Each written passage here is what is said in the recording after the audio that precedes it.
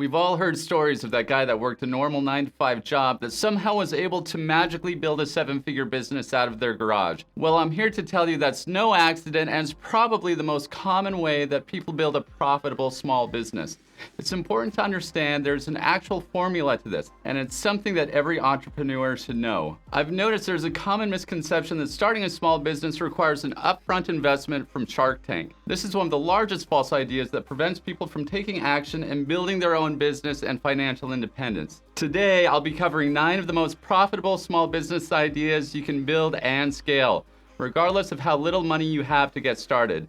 And aside from profitable small business ideas, I'll be sharing some personal business experiences that hopefully will change how you approach your future business plans. So stick around to the end. I think you'll like what I have for you. Starting a small business does not require you to quit your current job or have a ton of money. There are so many businesses that you can start as a side hustle and then scale over time as they start to be profitable. This is how I've built most of my businesses in the past. And I'd argue it's how most businesses start. Now, from my experience, there are 2 types of businesses that essentially anyone can do. And on a personal note, most of my businesses fall into both of these categories. I'll tell you what my main businesses are a little later, but I first want to go over these 2 categories of businesses you really need to know about. The first type of profitable small businesses that don't require a lot of money to get started are online businesses. I'll be covering a wide range of online businesses today and what you should be considering when you initially start one of these. It should go without saying that the internet is the single best marketplace to ever exist. You can build an online storefront for next to nothing that is always open, doesn't require you to hire full-time staff, and can reach people from all over the world. Another beautiful thing about working online is there's a variety of ways to offer services, digital products, and physical products that don't require a ton of overhead.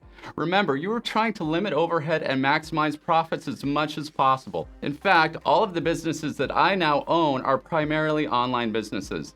The second type of profitable businesses are local businesses that are service-based. Both of those 2 elements are key. Now, why do I say this? There are so many free places to market yourself locally compared to marketing on a national level. Most people don't even know this, but Airbnb first started by sending emails to local Craigslist listings. And that's just one free place to solicit business. There are so many local Facebook groups and other forums where you can find clients without needing a marketing budget. And I'll tell you, even if a potential client can buy the same services online, most people want a face-to-face relationship with those they are buying from. Business owners like buying local. If the service requires someone to perform the task at the customer's home or business, you're only competing against other local businesses. This limited competition with local services can make paid marketing much cheaper. There's a reason I say service-based rather than one that offers products. Products require significant overhead and usually result in less net profit. I want you to think of local services where you take the service to your customers rather than a local business with a storefront. Storefronts are expensive and often one you can avoid. And honestly, I came to figure this out the hard way. My wife and I used to have a pharmacy in the Philippines, and the overhead of renting and staffing a professional space was just eating away at the majority of our earnings. Buying products can require quite a bit of upfront investment. Beyond this, the shipping, storage, restocking, and manpower to sell the product in person is expensive. I don't know if any of you guys ever noticed this on Shark Tank, but anytime someone had a product that was successfully selling online, if the business owner wanted to move it into retail, many of the sharks simply said it was a bad idea. So services that take you to the customers or that you can provide remotely definitely require less upfront cash to get started and let you keep way more of your profits. The businesses that I start and that I keep generally have low overhead and insane profit margins. Service-based businesses often meet this criteria. Now, maybe services you choose to provide will require some tools, but sometimes you can start by simply renting those or take those on as a single upfront cost. And then after that, all the money that you make will essentially be money in your pocket. So to start with specific profitable business ideas, I'll first mention some of the ones I have that you could consider doing yourself. My primary business that I've kept the longest is one I built about 10 years ago, offering continuing education to medical providers online. I used to be a nurse anesthetist, and so developing courses in the medical industry was really an easy transition for me. If you have a very specific education or had success in an industry, you can consider creating a training program of your own. And I don't want you to think that you have to be the absolute best at whatever you're teaching, but you should offer something relatively comprehensive with a unique perspective that others can learn from. I'm a perfect example of this, how a quality training program can create perpetual wealth that is largely passive. The second business that I do that you could consider offering is lead generation for local businesses. This is essentially a local online marketing company. There are so many local service providers that are simply starving for business. As an example, your local roofer likely isn't internet savvy and would be happy to work out some type of commission based off of jobs that you send him. Now, there are endless possibilities with the type of local service companies you can partner with. And since you're doing it online, you can work out deals with local business owners anywhere in the world. Another business idea I want to share is one I did in college that was my first business. I'm mostly sharing this one to get your wheels turning a bit, but it is definitely scalable. In college, I started a business doing rock chip repair on windshields. The actual repair kit cost me around $200 to get started, so there wasn't much of an upfront cost. And I would knock doors around campus offering to fix rock chips that are free to the customer. From there, I would bill their insurance with comprehensive car insurance covering rock chip repair for free because it is less expensive than the company later having to replace the windshield. The insurance usually paid out $50 for the first chip, and then the next two were usually paid out $10 to $15 each. I was making roughly $85 an hour doing this as a 19-year-old college student knocking doors. I later partnered with the Big O Tires that let me work in their shop and hired a couple employees that I paid purely off of commission. You can also consider moving this into a full windshield replacement. So it really is a business with a low barrier of entry that you can scale into some pretty decent money. The next one is offering accounting services. One of my good friends has built a huge accounting business without being a CPA.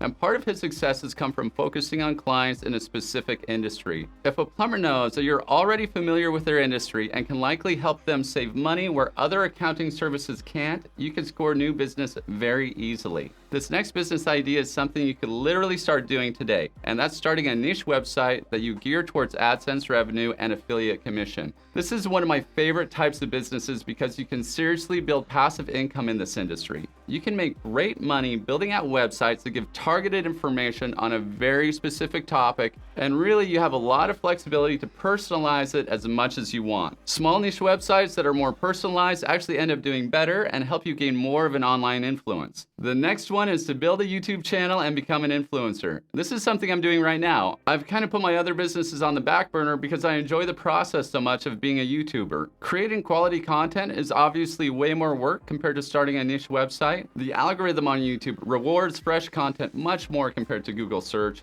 So if you want to do a YouTube channel, you really need to be committed to the process and enjoy it. Because I'll tell you, to be successful on this platform, you're likely going to be giving up a lot of your free time to create good, consistent content. I'm really fortunate to have such a supportive wife that lets me stay focused in my office all day.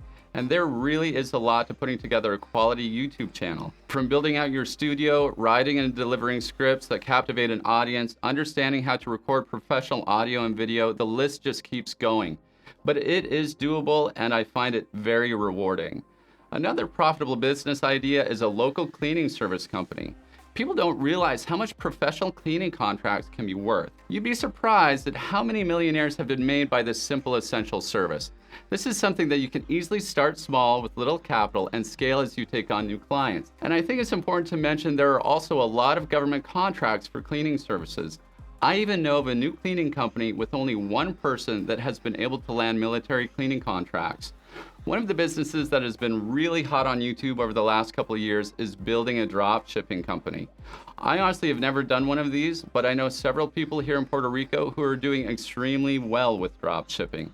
If you're drop shipping from AliExpress, then you really don't even need to carry any inventory, but you will need money to run an advertisement campaign. This one will probably take a couple thousand to get started to really try out several products and ads until you find one that works. If you do go into this direction, I always recommend building your own brand. There's a lot of power in branding, and I just don't think it's a lot of extra work when it can help you build a loyal customer base. Now for the next one, there are a lot of businesses that you can create around real estate. If you don't have a ton of money, consider getting started by buying a 3D camera and making virtual tours of homes for sale. If you build relationships with several brokerages, you can easily make a steady living from this. You can also advertise these services to homeowners directly just by searching or posting on Craigslist. And you can really expand this as you become familiar with the real estate industry in your area. I know that flipping homes seems to be a popular business right now, so you could consider doing this or think of everything you could do that goes along with servicing home flippers. How can you help house flippers in their process? A great example of this is becoming a hard money lender or bringing hard money lenders new business. Really, any of these types of businesses can work if you put in the sweat equity to make them successful. Every profitable small business is going to have a huge learning curve like anything else. So it's good to go in with your eyes wide open. One of the things I've learned as a business owner is even if you're in a similar industry as another business, you'll end up developing your own original processes of success. When I was living abroad and meeting a lot of digital nomads, everyone's process was actually quite different. So don't be afraid to try something new and to experiment. Experimentation is a huge part of being an entrepreneur. I have another great video where I go over different side hustles that can bring in extra cash or can be scaled into full businesses you may be interested in. If you found some original value to this video, turn that like button blue. Also, if you haven't yet, become an OG and join the family by clicking that subscribe button. And you guys have a good day.